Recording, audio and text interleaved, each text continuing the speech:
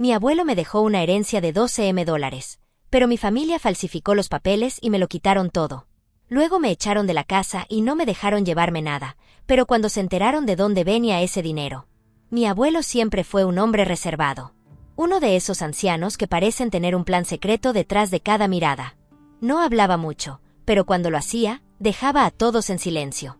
Lo recuerdo sentado en su butaca de cuero, con un whisky en la mano, mirando por la ventana del salón como si esperara que alguien viniera a buscarlo. Nunca supe mucho de su pasado. Solo que había trabajado en cosas importantes y que viajó mucho antes de establecerse con mi abuela en aquella mansión del norte. Nadie en la familia sabía exactamente cuánto dinero tenía. Pero todos intuíamos que no era poco. Vivíamos rodeados de lujos. Arte original en las paredes, un piano de cola que nadie tocaba, cubertería de plata que solo salía los domingos. Él no presumía. Simplemente, estaba ahí, como si la abundancia fuera parte de su sombra. Cuando murió, el ambiente en casa cambió de inmediato. No había lágrimas. Solo expectativa. Mi madre fue la primera en hacerse cargo de los documentos. Luego mis tíos. Y luego mi hermana mayor, que siempre se metía donde no la llamaban. A mí nadie me dijo nada. Me trataban como el nieto menor que solo estorba. Pero lo que ellos no sabían era que mi abuelo me dejó una carta. Me la entregó el día antes de morir. Esto es para cuando ya no esté, me dijo, metiéndola en mi chaqueta sin que nadie lo notara. No la abras frente a nadie. Léela cuando estés solo. Y no les creas ni una palabra. Esa frase me martilló el cerebro durante horas. ¿A quién no debía creerle? ¿A mi madre? ¿A mis tíos? ¿A todos? Abrí la carta esa misma noche, encerrado en mi habitación. Tenía solo 4 líneas. Todo está a tu nombre. No lo saben aún. Confía en el abogado de Londres. Guarda silencio. Y sobre todo, no cedas. Debajo, una firma con tinta azul. Auténtica. Personal. Guardé la carta como si fuera un pedazo de oro. Al día siguiente, el abogado llamó.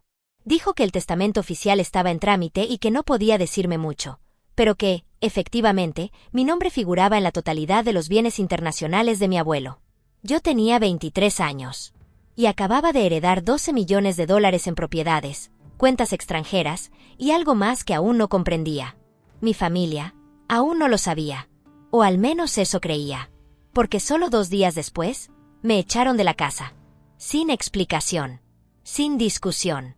Mi madre me llamó a la cocina y me dijo, sin mirarme a los ojos: ya no tienes cabida aquí. Haz tu vida. Y no vuelvas. Intenté preguntar, defenderme, entender, pero mi hermana apareció detrás de ella, cruzada de brazos, con una sonrisa extrañamente satisfecha. Ni siquiera tienes cosas tuyas aquí, dijo. Todo lo que usas lo pagó la familia. Así que lárgate con lo que trajiste al nacer. Nada. Me fui. Sin ropa. Sin móvil. Sin dinero. Con una sola cosa en el bolsillo, la carta de mi abuelo. Dormí 2 noches en casa de un amigo. Fingí que era por elección, que estaba haciendo cambios, pero por dentro me deshacía. No por el dinero. No por la mansión. Sino porque mi propia madre, mi sangre, me había sacado como a un ladrón. Y yo aún no entendía por qué. Hasta que me llegó un correo desde Londres. Del abogado. Asunto: urgente. Necesitamos hablar. Me conecté desde un ordenador público. El mensaje era breve. El testamento fue modificado sin autorización. Alguien falsificó su firma. Pero tenemos pruebas. Y lo que no saben es de dónde proviene realmente ese dinero. No entendí. Respondí con un mensaje. ¿Qué quiere decir con ¿de dónde proviene? Su respuesta llegó en segundos. Te llamo mañana. Asegúrate de estar solo. Este caso no es solo legal. Hay implicaciones mayores. Y en ese momento supe que lo que estaba en juego no era solo una herencia. Era algo mucho más grande. Algo que no debía haberse tocado. Y que alguien había intentado robar, sin entender en lo que se estaba metiendo. Suscríbete si quieres saber cómo va a terminar la historia, porque lo que parecía una herencia era en realidad una advertencia disfrazada de regalo. A las 10 en punto del día siguiente, el abogado me llamó. Su voz era precisa, con acento británico marcado, pero sin rastros de nerviosismo. Como si estuviera acostumbrado a moverse en arenas movedizas. Señor Márquez, dijo. Antes de continuar, ¿está completamente seguro de que está solo? Miré alrededor. Estaba en un pequeño parque, en una banca bajo un árbol. Solo palomas. Un anciano caminando a lo lejos. Y yo, con unos auriculares prestados. Sí, estoy solo, respondí. Perfecto. Lo que voy a decirle debe quedar entre nosotros, al menos por ahora. Asentí en silencio. Lo primero que debe saber, continuó, es que su abuelo no solo era un hombre acaudalado, sino extremadamente precavido. No confiaba ni en su propia sangre. Sabía que lo vigilarían en sus últimos meses. Por eso, dejó instrucciones muy específicas para que su verdadera voluntad se registrara fuera del país. ¿Y qué pasó con el testamento oficial? Fue alterado. 3 días después de su fallecimiento, se presentó un documento nuevo, con su firma. En apariencia, perfecto. Notariado incluso. Pero hay un detalle, su abuelo era ambidiestro, y esa firma fue hecha con la mano izquierda. Él firmaba con la derecha. Siempre. Y nunca en tinta negra. ¿Cómo lo descubrieron? Porque él nos lo advirtió antes de morir.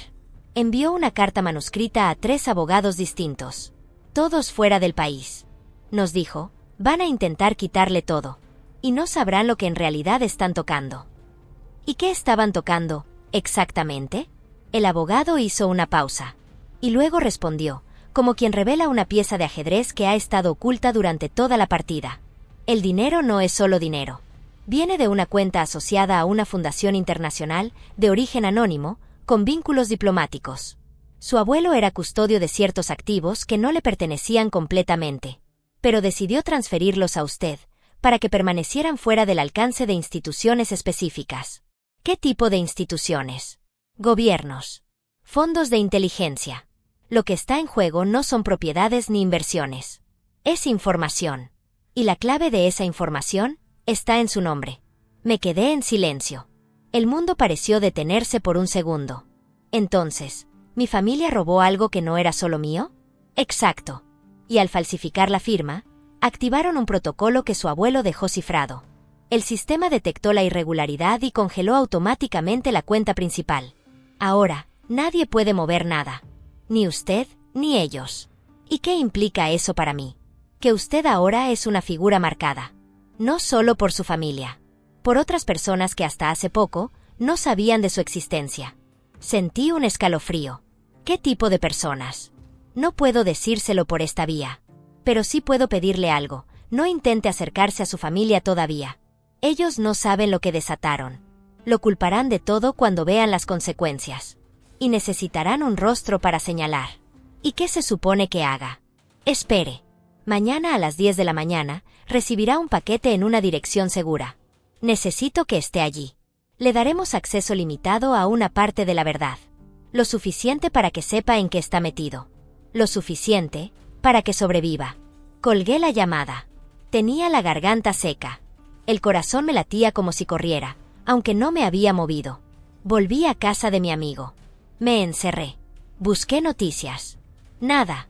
Ni un titular sobre herencias, ni sobre detenciones, ni escándalos financieros. Pero en redes sociales, encontré algo. Mi hermana había subido una historia en Instagram. Una cena familiar. Mi madre, mis tíos, todos brindando. Nueva etapa familiar, decía el texto. Y al fondo, en la mesa, el sobre que contenía la nueva versión del testamento. Todo sonreía. Todo parecía perfecto. Y sin embargo, en la mirada de mi madre había algo. No culpa. No alegría. Sino miedo. Y entonces entendí. Ya sabían que algo había salido mal. Y lo que no sabían, era de dónde venía ese dinero. Ni porque al tocarlo, habían activado algo mucho más grande que una disputa familiar. Esa noche, intenté dormir. No pude. Porque mientras cerraba los ojos, me repetía una y otra vez. ¿Qué es eso que solo mi nombre puede desbloquear? ¿Y por qué mi abuelo confió solo en mí? La respuesta estaba en el paquete que llegaría al día siguiente. Y sentía que una vez lo abriera, no habría forma de volver a ser quien era antes. Llegué al punto acordado a las 9:55 de la mañana siguiente. Era un apartamento pequeño en la planta baja de un edificio sin portero, en una zona de la ciudad que parecía demasiado tranquila para esconder algo importante. Pero ya no confiaba en las apariencias. Había aprendido que lo más peligroso casi nunca hace ruido. La puerta tenía una cerradura electrónica. Me habían enviado un código por SMS una hora antes. Lo introduje, y al segundo, el seguro hizo un clic seco. Entré. El lugar estaba vacío. Sin muebles, sin decoración, sin ventanas visibles. Solo una silla al centro del salón y una caja de cartón mediana encima de una mesa metálica. Cerrada con cinta negra. Al lado, una carpeta roja con mi nombre impreso en una etiqueta blanca. S.R. Márquez. Tomé la carpeta primero. La abrí con cuidado. Dentro, solo 2 documentos. El primero, un informe técnico en inglés. El encabezado llevaba un logo que no reconocía, una especie de compás con una estrella de 8 puntas. Y el título, Proyecto Vínculo Resguardo Civil Nivel 4, Restricción Permanente. El texto comenzaba con una advertencia. El siguiente documento está autorizado únicamente para el receptor identificado por el código RCL 047M. Su reproducción, distribución o interpretación fuera de los canales establecidos activará los protocolos de contención previstos por la cláusula 14. No entendía nada. Pasé la página. Ahí estaba, mi nombre completo, fecha de nacimiento, número de pasaporte. Y luego, acceso genético validado. Custodia de nivel 3 otorgada por transferencia personal directa. Me temblaron las manos. No estaba heredando dinero. Estaba heredando un código biológico. Algo vinculado a mi ADN.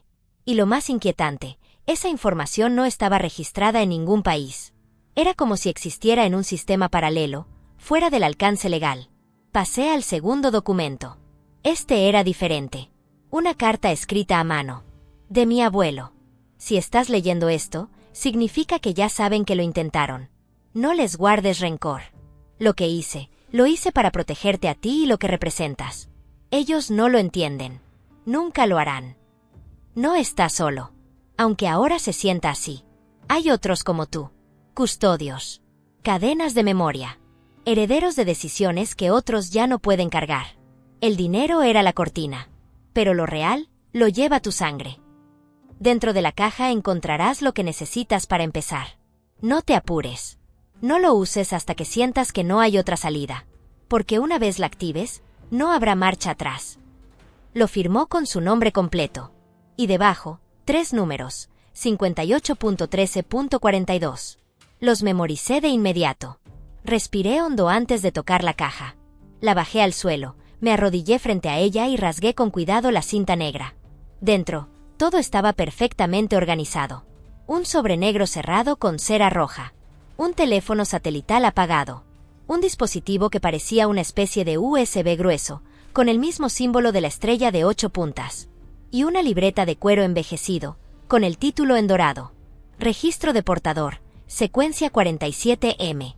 Pasé las páginas. Todas en blanco. Excepto la primera. Ahí decía: este cuaderno solo se completa con acciones. No sabía si era literal o una metáfora, pero la combinación de todo lo que tenía enfrente me provocaba una certeza incómoda. Mi abuelo había sido algo más que un hombre con dinero. Y yo no era simplemente su nieto. Salí del apartamento una hora después, con la mochila cargada. No me crucé con nadie. Ni cámaras visibles. Ni vecinos curiosos. Pero cuando salí al portal, vi algo pegado a la farola frente al edificio.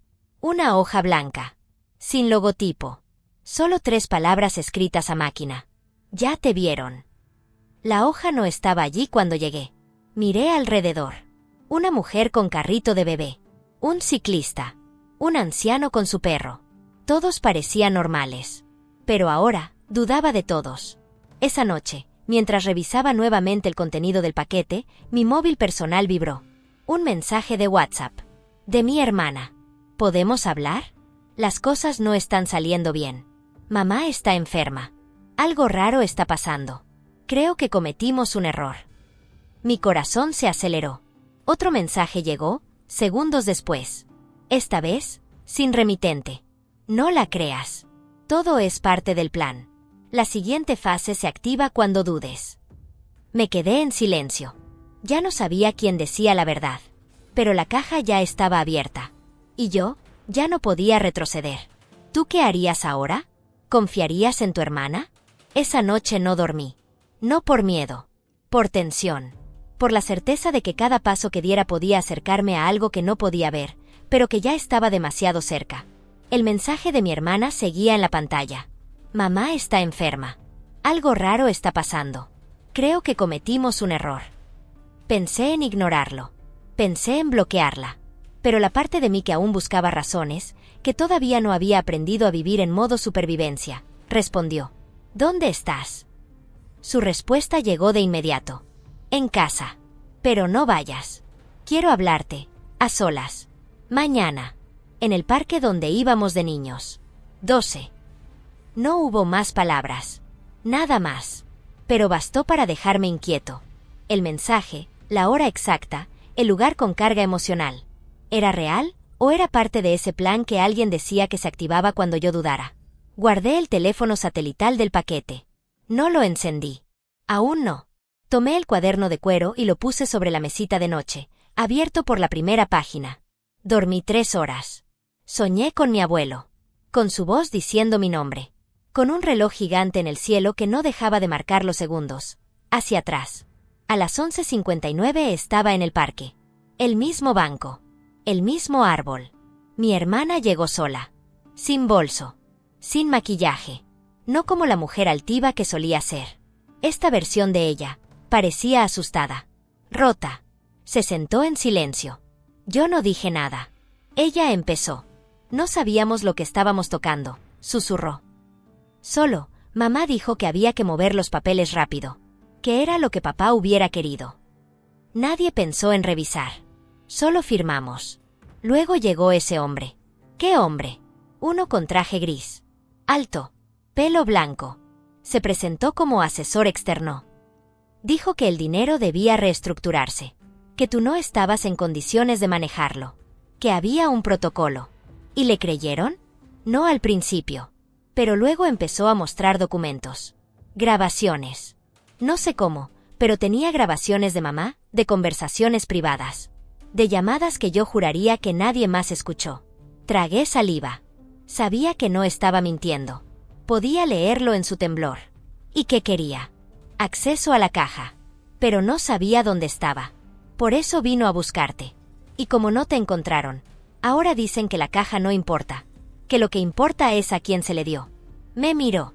Y ahora lo saben. Que fuiste tú. Que el abuelo eligió al que menos sospechaban. Por eso mamá se descompuso. Empezó a gritarle a todo el mundo. Dijo que eras un traidor.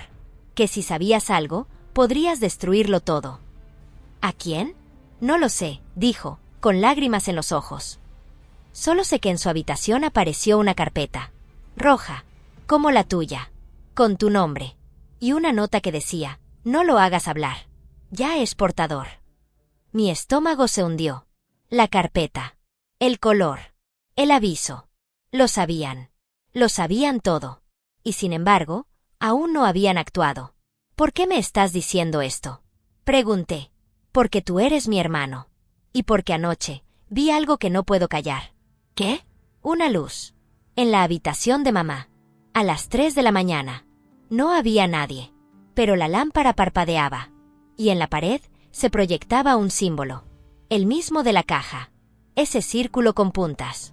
Como si alguien lo estuviera mirando desde otro lugar. La interrumpí. ¿Lo viste o lo soñaste? Lo vi. Y cuando abrí la puerta, desapareció. Pero el cuaderno que estaba sobre la cama tenía algo escrito. Solo una frase. ¿Cuál? Me miró directo a los ojos. Y dijo: si lo obligas a hablar, se cierra la cadena. Mi piel se erizó.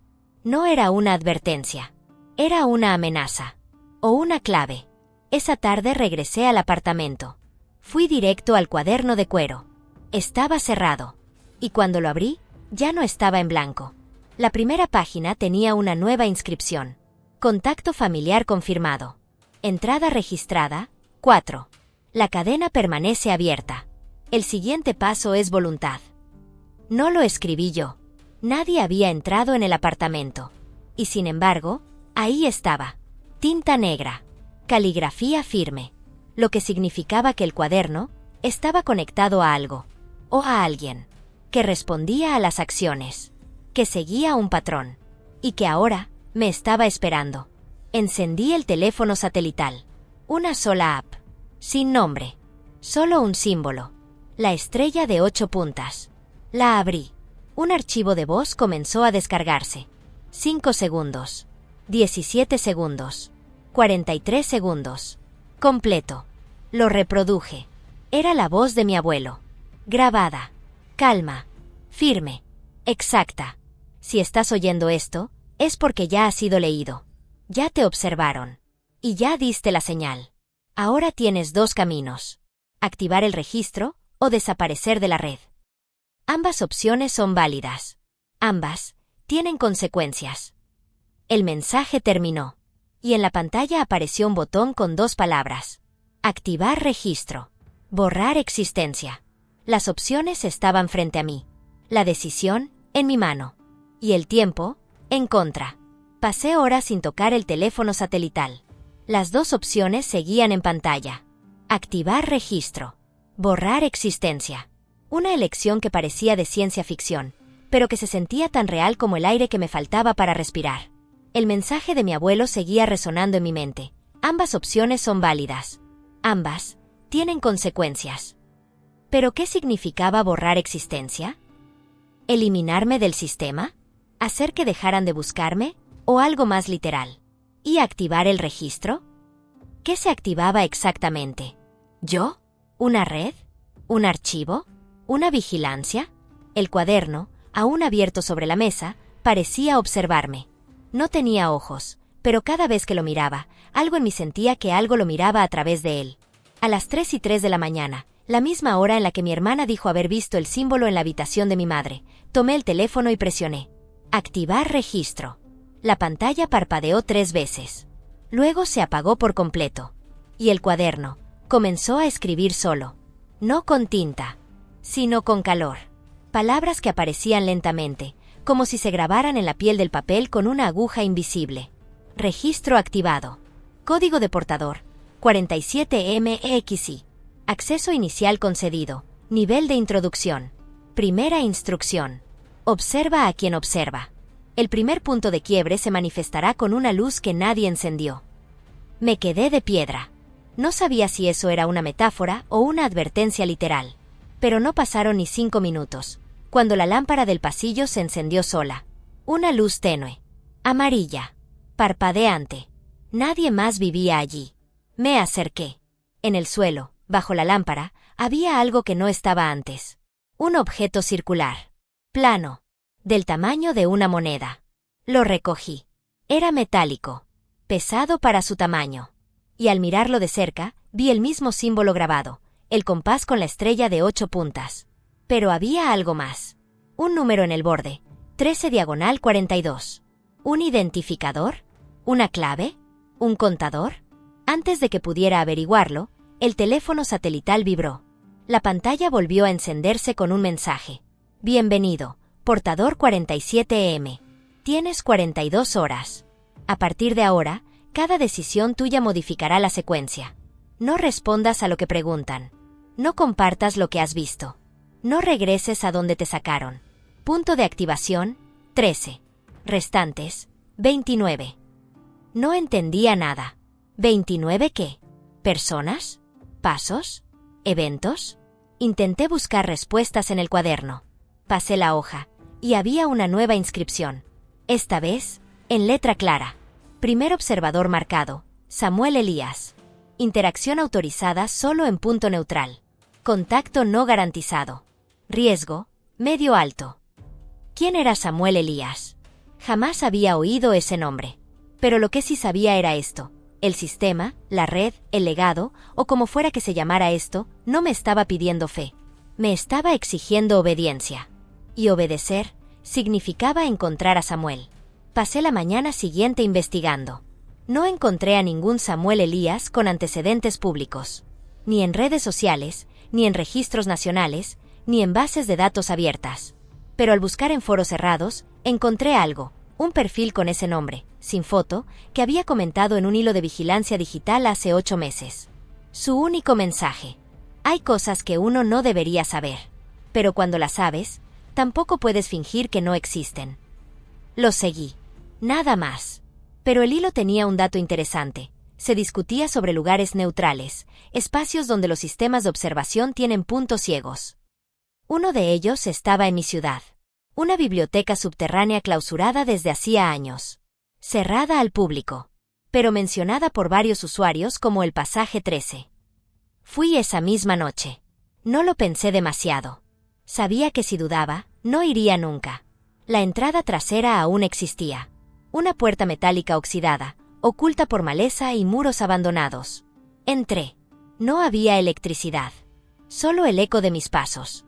Y luego, en medio de la oscuridad, una linterna. Sola. Encendida. Apuntando a una estantería vacía. Me acerqué. Una nota colgaba del foco. Samuel llega cuando no lo esperan. Quédate. Calla. No preguntes. Solo escucha. Esperé. Y 20 minutos después, escuché pasos. Lentos. Seguros. Y la voz de un hombre, detrás de mí, dijo: «Tardaste más que los demás». Me giré. Ahí estaba. No era lo que imaginaba. Samuel no parecía un agente secreto, ni un iluminado. Parecía alguien que había vivido con miedo mucho tiempo, y que por alguna razón aún seguía vivo. «¿Quién eres?», pregunté. «No importa eso. Lo que importa es lo que tú eres ahora». ¿Y qué soy? La grieta en la estructura. El error estadístico. El último portador, fuera del mapa. Y antes de que pudiera hablar, me dijo: «Escucha bien. Ellos creen que te controlan. Pero lo que heredaste no fue obediencia. Fue memoria. Y si activaste el registro, entonces todavía puedes torcer el sistema. Pero no lo harás solo». Samuel Elías no me ofreció su nombre. Ni su mano. Solo sus ojos, cansados pero atentos, como los de alguien que ha visto demasiado, y aún así sigue observando. Estábamos en aquella biblioteca subterránea, donde el silencio parecía antiguo, como si el aire llevara décadas acumulando secretos sin soltar ninguno. «¿Cuánto sabes?», preguntó. «Sé que mi abuelo me dejó algo más que dinero». «¿Y sabes por qué te lo dejó a ti?». «No. Porque tú no estabas en su mapa, pero sí en su línea». «¿Qué significa eso?». Samuel se sentó en una silla metálica cubierta de polvo, cruzó las manos, y habló como si cada palabra le costara energía vital. «Cuando alguien como tu abuelo recibe una herencia de portador, no recibe solo información.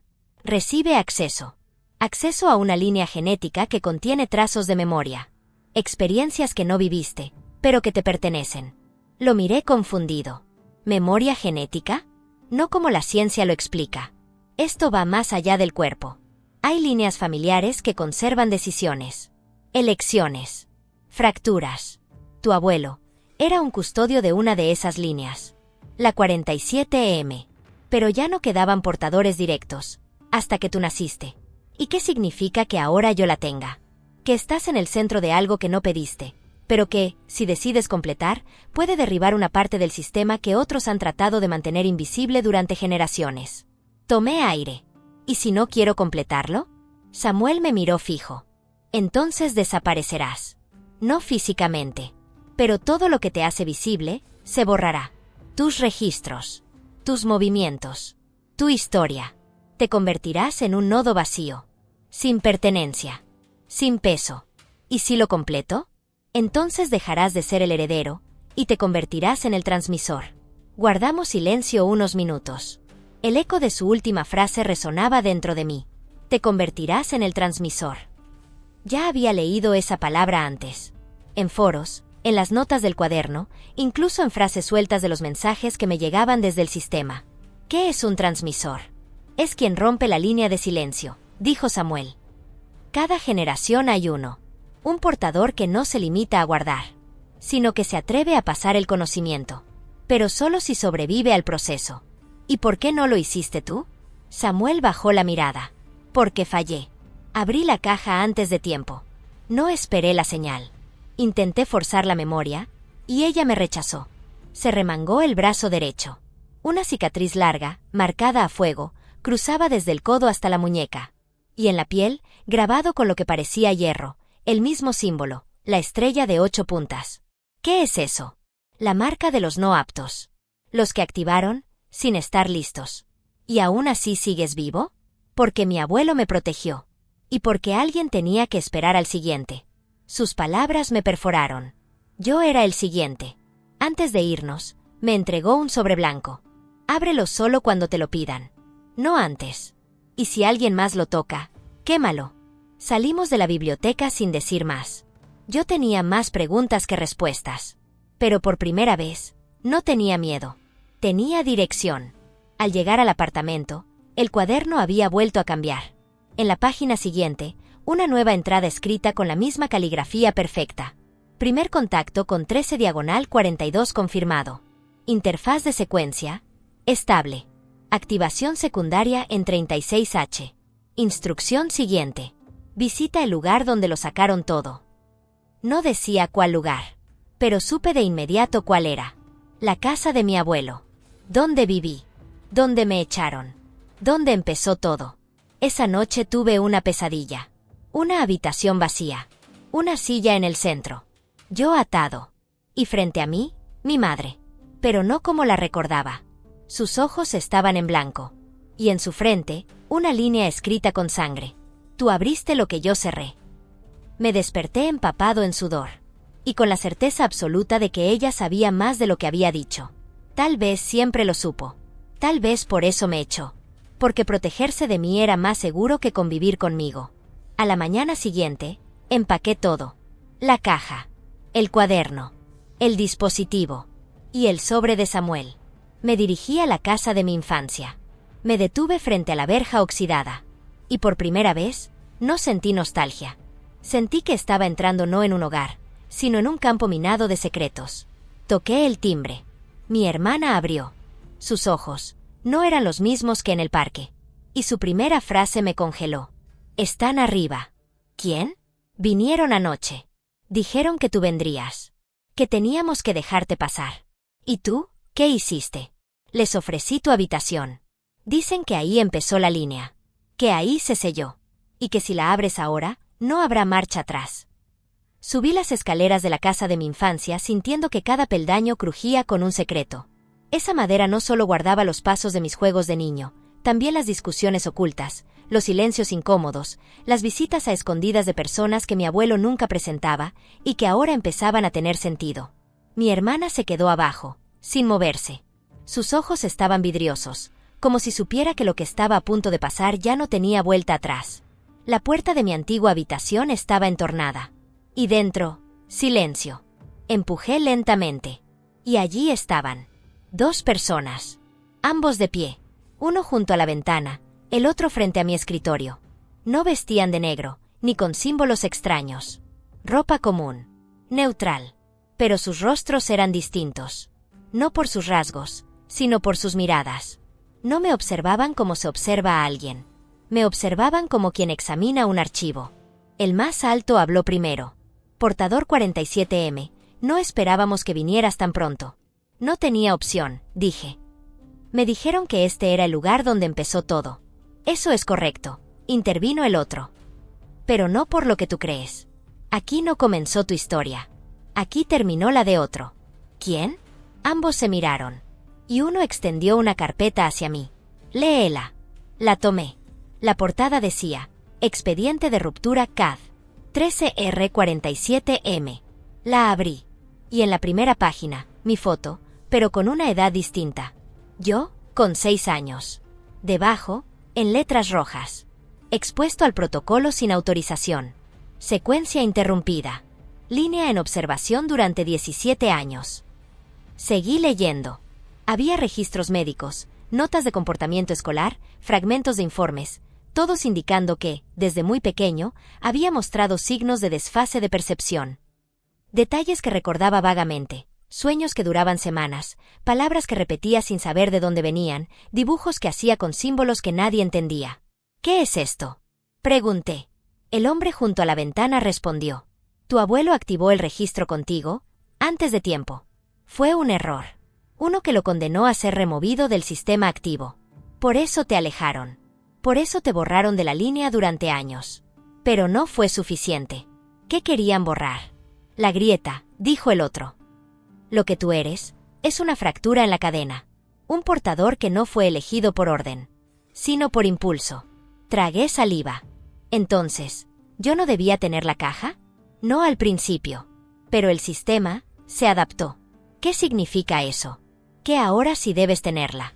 Porque si no, nadie podrá cerrar lo que se abrió. Caminé hacia el escritorio. Allí estaba una caja idéntica a la mía. Cerrada. Sellada con la misma cinta negra y el símbolo grabado, pero con una diferencia. Esta tenía una franja blanca cruzando el centro con una sola palabra escrita en tinta roja. Intacta. La toqué. Y sentí un calor inmediato en la palma. Uno de ellos me observó con detenimiento. Tu contacto la activó. ¿Activó qué? La memoria compartida. En ese momento, el teléfono satelital que llevaba en el bolsillo vibró. Un mensaje en pantalla.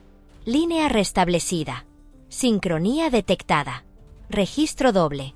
Confirmado. Portador secundario detectado en ubicación actual. Levanté la vista. ¿Portador secundario? El hombre junto a la ventana asintió. Tu hermana. Corrí escaleras abajo. Ella seguía allí, de pie, en el mismo lugar donde la había dejado. Pero ahora tenía algo en la mano. El sobre blanco que me había dado Samuel. No lo abrí, dijo. Pero lo sentí.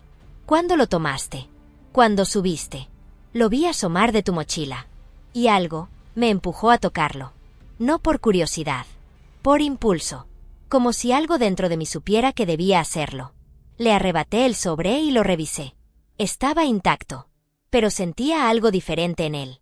Un cambio de densidad. De energía. ¿Lo sentiste? ¿Cómo? Como cuando me quedaba dormida en el despacho del abuelo y soñaba con números. Siempre los mismos, 47 y 13. Los escribía sin saber por qué. Mamá me castigaba. Decía que no debía repetir esas cosas. Me quedé en silencio. Recordé los informes. Los sueños. Las notas escolares. No eran solo míos. Eran de ambos. ¿Tú también? Empecé a preguntar. Pero ella asintió antes de que pudiera terminar. Sí. También tengo recuerdos que no viví. Volvimos a subir. Los hombres nos esperaban. Ahora entienden, dijo uno de ellos. Nunca fue uno. Fue el par. El doble vínculo.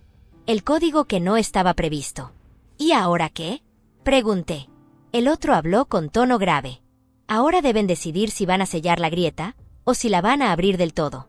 ¿Y cómo se hace eso? Ambos señalaron la caja marcada como intacta. Juntos, dijeron.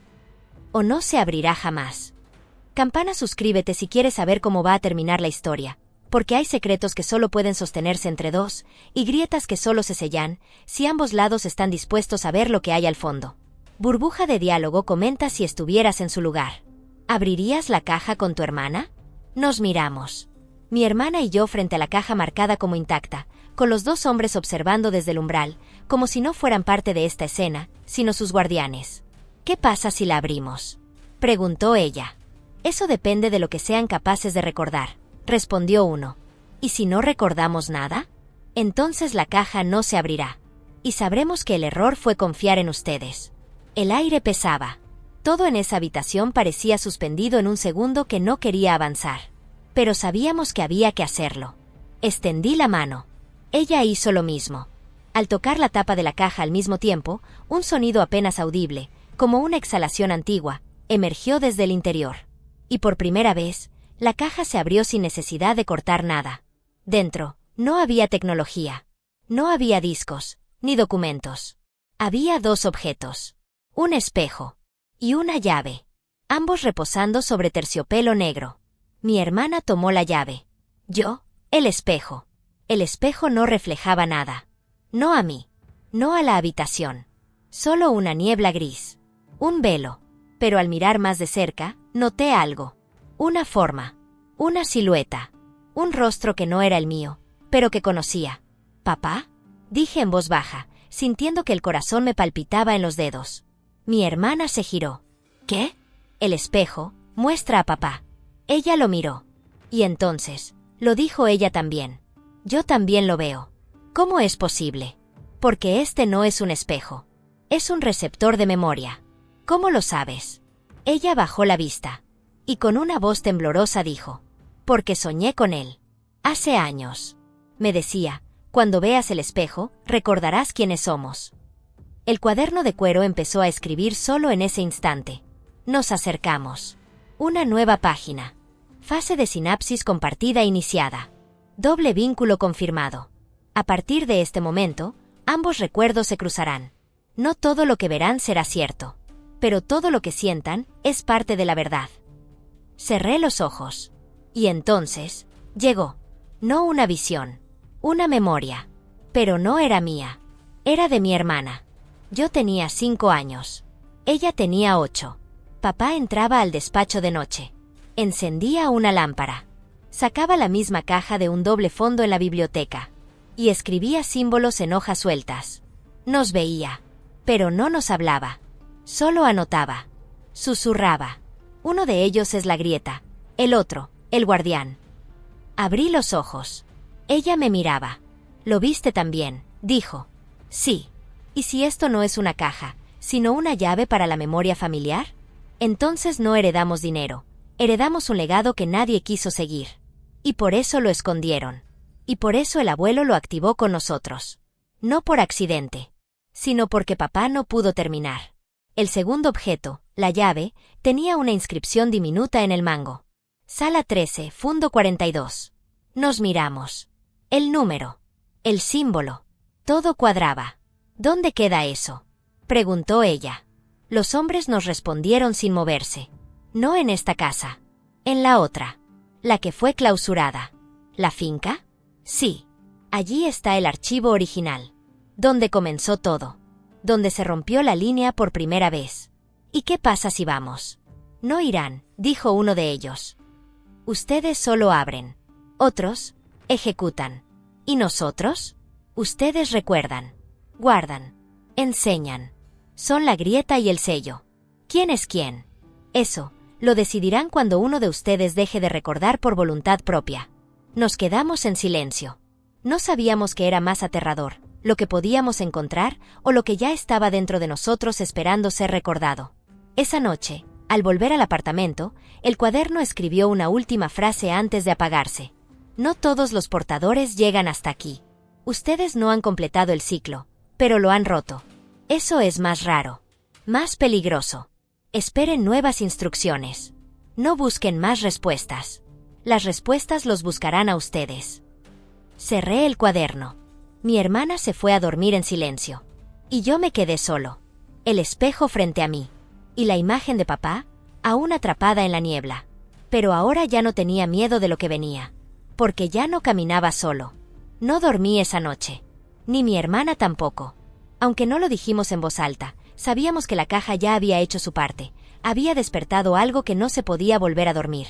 La memoria compartida, los símbolos, la llave. Todo apuntaba al mismo lugar. La finca. La antigua propiedad de la familia. Clausurada desde hacía más de una década, luego de un incendio accidental del que nadie volvió a hablar. Yo era muy niño entonces. Ella ya era lo bastante grande para recordar, pero eligió no hacerlo. Hasta ahora. ¿Vamos?, preguntó en cuanto salió el sol. Asentí. Tardamos 1 hora en llegar. La verja seguía cerrada con candado, oxidada y cubierta de maleza. Pero al acercarnos, el candado estaba abierto. La cadena colgaba, apenas atada. No fue olvido. Fue señal. La finca estaba intacta. Como si el tiempo se hubiera congelado justo después del incendio. La casa principal era solo una carcasa, techo hundido, paredes agrietadas, ventanas rotas. Pero la bodega trasera seguía en pie. Allí estaba la vieja puerta de hierro. Y en ella, grabado apenas visible en la pintura, Sala 13. Sacamos la llave. Giró con un chasquido seco. Y la puerta se abrió. Un pasillo descendía a oscuras. El aire olía a tierra cerrada, a metal oxidado, a papel antiguo. Bajamos en silencio. Las paredes del pasillo estaban cubiertas con símbolos. Muchos de ellos iguales a los que habíamos visto en los dibujos de infancia, en los informes escolares, en los cuadernos del abuelo. La sala estaba al fondo. No era grande. Tenía una mesa metálica al centro. Un archivador empotrado. Y lo más impactante, una pared entera cubierta con fotografías. Fotos de nosotros. Desde niños. Juntos. Separados. En fiestas familiares, en escuelas, en parques. Algunas, nunca supimos que habían sido tomadas. Mi hermana se acercó a la pared, tocó una de las fotos donde salíamos abrazados, con apenas 5 y 8 años. Esta fue, después del entierro de papá. Asentí.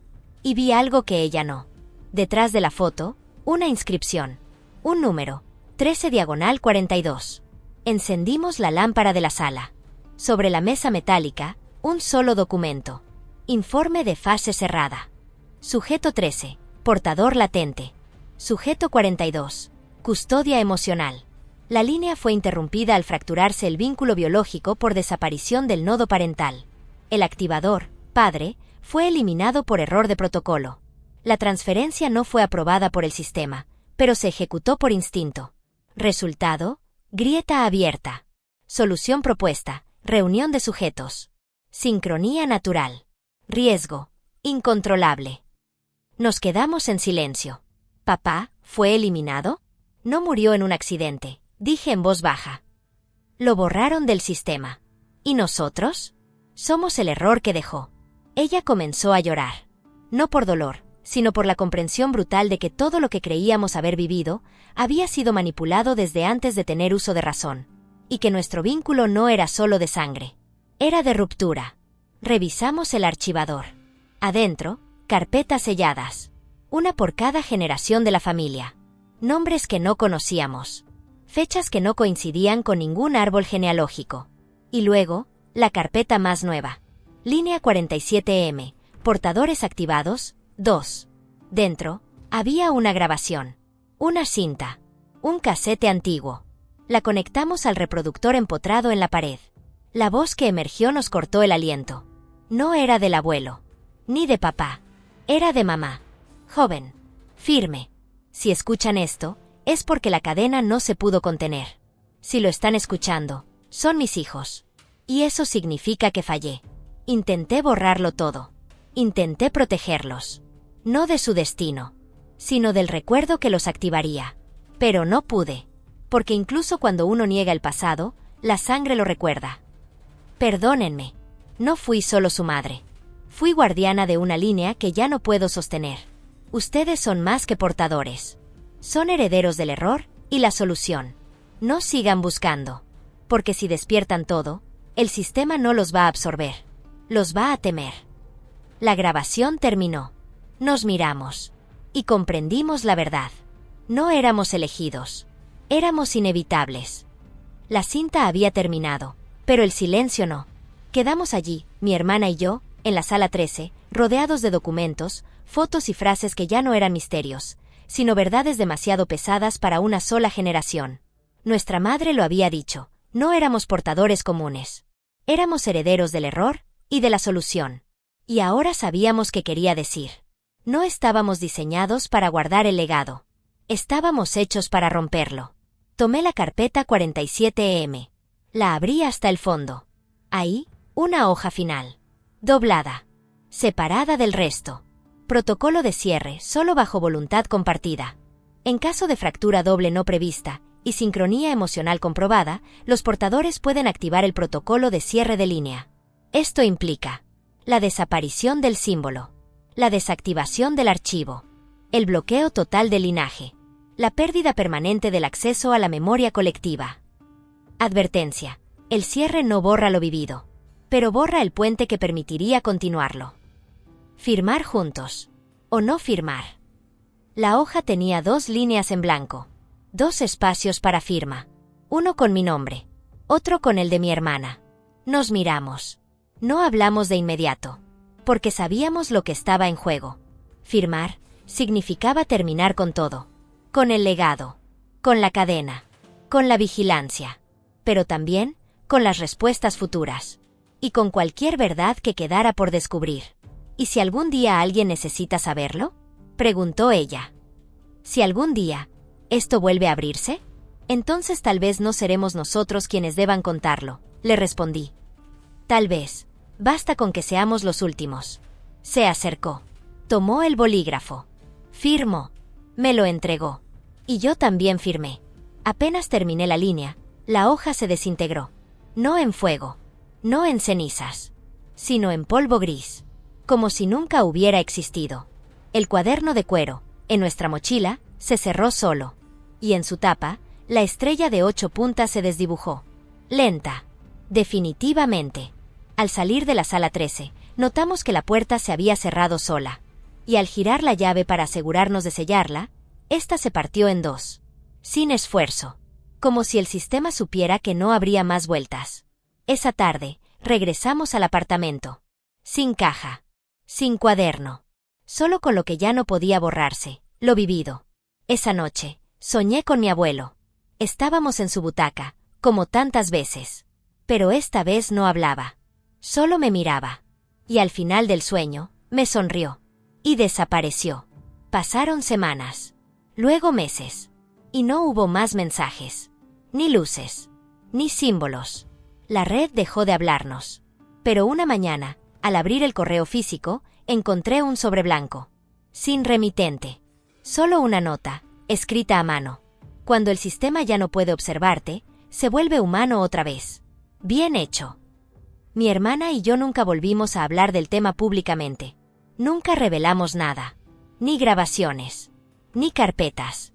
Ni claves. Decidimos vivir. No como portadores, sino como lo que fuimos antes de todo. Hermanos. Personas. Y cada tanto, cuando alguna imagen aparece en la mente, una palabra, un símbolo, una fecha, solo nos miramos y con una sonrisa silenciosa recordamos. No hay caja que encierre lo que uno decide liberar desde dentro. Y no hay legado más poderoso que el que se elige cerrar con amor. Burbuja de diálogo y cuéntame tú. ¿Habría cerrado la cadena o la habría seguido?